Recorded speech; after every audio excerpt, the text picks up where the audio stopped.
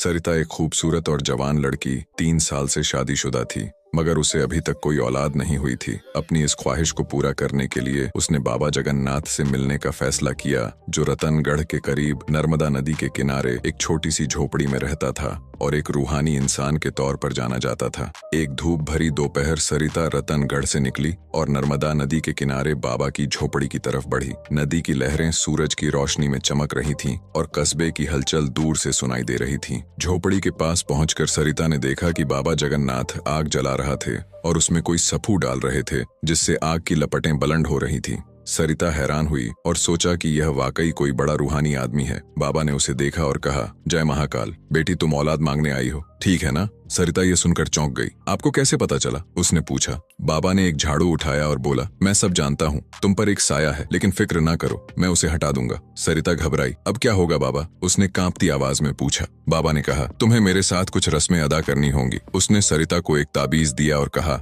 इसे अपने पास रखो और मेरे साथ राजस्थान के एक सुनसान रेगिस्तान में चलो। सरिता हिचकिचाई, मगर औलाद की ख्वाहिश ने उसे राजी कर दिया। वे दोनों रतनगढ़ से कई मील दूर एक सुनसान रेगिस्तान में पहुंचे हैं। बाबा ने सरिता से कहा, यहाँ मिट्टी पर लेट जाओ। सरिता डर के मारे लेट गई। बाबा ने उसके सिर पर झाड़ू घुमाई और बोला, जय महाकाल, तुम पर जादू का असर है, कोई औरत तुमसे जलती है। सरिता ने मान लिया और कहा, हाँ शायद यही बात है। बाबा ने उसके पेट पर माकड़ से निशान बनाया और कहा, यह निशान साया दूर करेगा। सरिता डर गई थी, लेकिन खामोशी से सब कुछ करती गई। फिर बाबा ने कहा, अब हमें कन्याकुमारी के सागर किनारे जाना होगा। सरिता हैरान हुई, लेकिन उसके साथ चली गई। कन्याकुमारी के समुद्र किनारे पहुंचकर बाबा ने कहा, 7 डुबकी लगाओ। सरिता ने लहरों में डुबकी लगाई और बाबा उसे अजीब नजरों से देखता रहा। 7वीं डुबकी के बाद सरिता ने पूछा, बाबा अब क्या? बाबा ने कहा, एक आखिरी रस्म बाकी है जो हम रतनगढ़ की झोपड़ी में करेंगे। वे झोपड़ी लौट आए। शाम ढल रही थी और बाबा ने दरवाजा बंद कर दिया। झोपड़ी में बाबा ने जमीन पर एक दायरा खींचा और सरिता से कहा, इसमें खड़ी हो जाओ। उसने एक बाल्टी में लाल सफूफ डाला और पानी डालकर दिया और बोला,